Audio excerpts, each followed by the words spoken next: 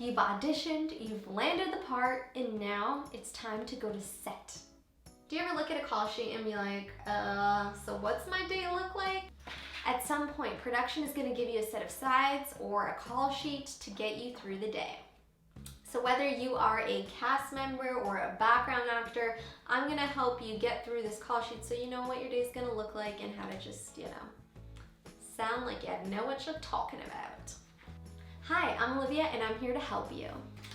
Number 1, general crew call. That will be found at the top center of a call sheet.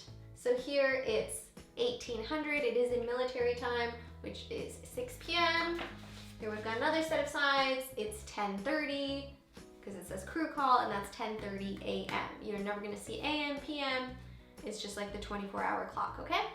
This is when the entire production gets started. That means your crew call could be earlier or later, but that's when everybody starts, shooting starts.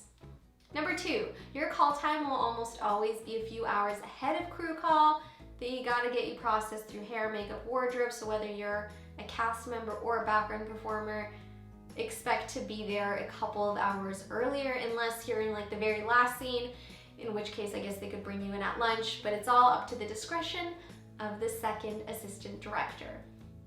Because it's the second AD, assistant director, that makes these call sheets and sides and puts everything together. So the day before you're supposed to be on set as a cast member, the second AD will reach out to you personally. They will either email you a call sheet or they'll just be like, please be at base camp or location 1 at so-and-so time, and you'll just say copy that, or you confirm, understand.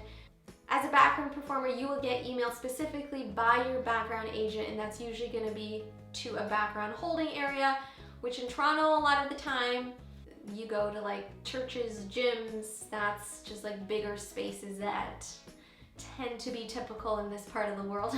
So as a cast member, you're going to find your name on the list. So I am right there, Olivia Gudaniec.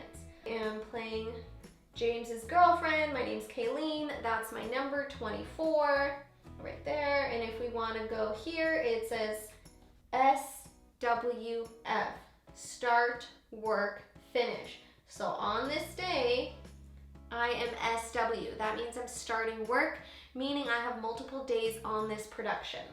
My PU is pickup time, because I'm getting picked up by a driver. That is set at 12:30. So even though crew call here is 6 p.m., I'm being picked up at 12:30. So that is a huge pre-call. That doesn't always happen, but it gives you an idea of what time to be ready at. So at this time, I need to be downstairs ready to go because I'm getting picked up. You can also meet at a meeting point. There are lots of alternatives. But that's when you know your call time has started. In the background world, you're gonna look up your character role. So whether you're a nurse or a part of a crowd or a student. Here, if you're a court clerk, you're gonna look up the letter D. There's 1 because there's just one of you designated as this role. You're gonna see HMW, hair, makeup, wardrobe. So that means at 10 a.m., they want you in hair, makeup, and wardrobe. So that usually means your call time will be at 10 a.m. Typically, as a background performer, you are not gonna even really get a chance to see this call sheet on the day of, but if you say are booked for multiple days and you are looking at the advance, or sometimes when you flip the next page, you will see what the next days look like.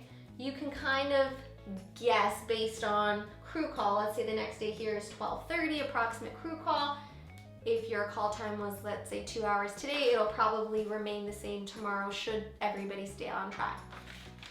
But as a cast member, so because there was a pickup, I have to be ready at that time. But otherwise, it's the same as in the background world, where I look for HMW, hair, makeup, wardrobe. But again, this is not anything for you to be stressed about or alarmed about. The second AD is going to guide you through it. If you have questions, you can ask your agent, or you can just comment below and ask me. I'd be more than happy to help you out. This is just for you to feel, you know, a little more secure on set and get an idea of your day. Like, this is all overwhelming. You can rewatch this video, no big deal, right? So on this side of the call sheet, you're gonna have the scene number, you're gonna have the set and description, you're gonna see cast ID numbers, which is where you will find your number as a cast member.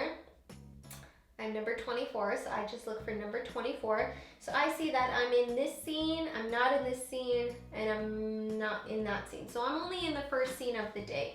So that's already an indication. Moving along, next is D/N, which means it's either a day shoot or a night shoot. I have an N1, so that means it's night 1. Why is it specified beside a number? Because hair, makeup, wardrobe, everyone's decided your look for night 1, and it's just easy for them to reference that way. And also a good indication of how your day's gonna look is, let's say if you have 3 scenes that have all D, D, D for days, and then let's say the bottom 3 are N, N, N for nights, you kind of know that you're going to be either waiting for nighttime if you're shooting outside, which means your day could be longer going into the morning hours. But if it's all interior, sometimes they can just black out the windows and it's fine. But, you know, just feel it out. If most of the scenes are night and you're outside, you just gotta prepare mentally, I guess. And if your background, bring those layers. Another indication that you're gonna have a long day is the number of cast members in each scene. So this is my first scene. I've got like 10 cast members, and the scene is 2 pages and 3/8. So I know I'm gonna be there a long time. This scene could probably even take all day. We'll definitely go to lunch. Alternatively, if you see a scene with like 1 person in it and it's 2/8, that typically gives you hope that it will be a quicker scene. You'll get through it quicker. I mean, I have been on shows where 2/8 has taken the whole day and everything else has been canceled, but this is just like, you know, to feel things out. So let's just refresh that. Lots of cast members in one of the grids here. Each scene's typically long day, not a lot of cast members, shorter day. All right, I know I've already touched on this, but beside the cast ID numbers, you will see pages, which is the number of pages that the scene is gonna cover. So here we have a page and an 1/8, 2/8, 1/8, 4/8, 2/8, a page and 2/8. Here we have 2 and 3/8, 1 and 6/8. That's kind of just how they're divided. Anything over a page, I say, is gonna take a good chunk of time. And when I say chunk of time, I mean hours. Anything under a page could still take just as long, but you kind of get excited because you're like, okay, we could get through this. It all depends on the number of people. There's so many elements, right guys?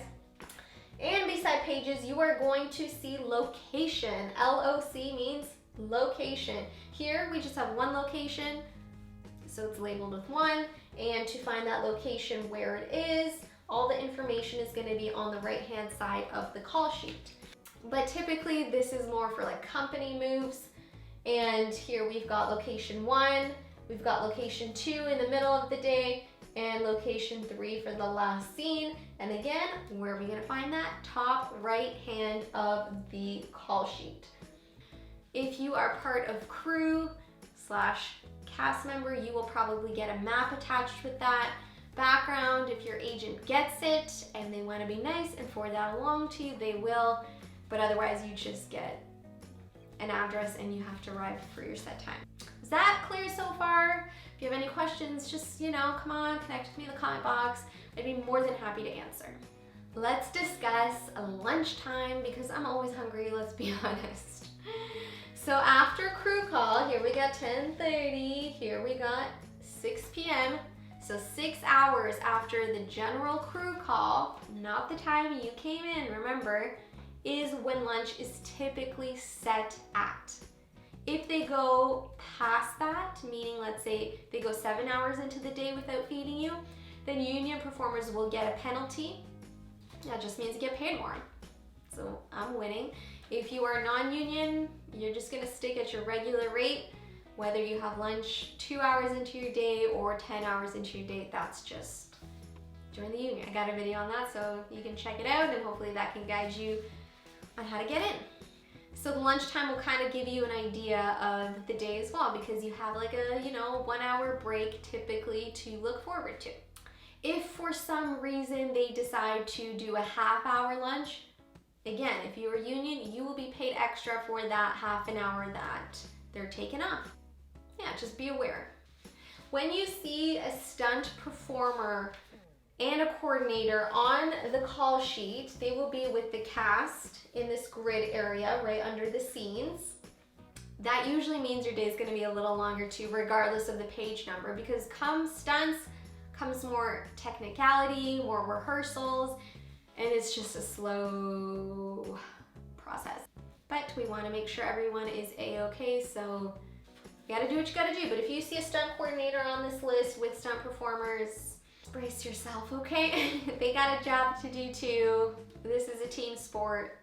Another good way to determine your day are if there are minors on set. So again, we're gonna look at the grid with all the cast. Usually they put like the age numbers beside their names or character names, and in the notes section, there'll be like a little star and it'll say offset by 0400, so 4 a.m. So that if these kiddos are in your scene, so you will look up their numbers. So I know that by 2:45, she's gotta be done. So that is a good indication that either the scene will be done by 2:45 because they can't shoot all these different angles missing an actor in there. But sometimes they'll maneuver it, they'll shoot around it. But typically it's a good indication of when that scene is scheduled to be finished, if it's ever really finished. If this is helpful for you guys so far, let me know. Like, subscribe to the channel. I've got tons of videos coming your way. I do this for you because no one ever helped me out, so hopefully it's provided some sort of, confidence, and that's what we're aiming for. So these little sides that I have here are from shows that I've personally acted in. They are just a reference. I hope everything was nice and clear in there. That's just to get you an idea of how your day looks. Obviously, there's a lot more I can mention about this, but if we are just wanting to know how long your day is, how you can figure it out, I kind of covered that right? And last thing before I let you guys go, the scene number is scene 13, 14, part A, and 12. So what we're gonna do, they're not always in order here, so you need to find 13. See, they started with scene 12, even though scene 13 is first. So you're gonna have to find 13. So that is where the scene is starting from. That's the start of your day, and that's the part we're doing first. But there you guys go. If that has helped you as a performer, let me know. I live to help you guys, and I hope that you got as much value out of this as possible. My name is Olivia Gudaniec, and I'll see you in the next one. Learning a call sheet just takes time, practice. You got this. If you have questions, comments, message me, and I will help you out.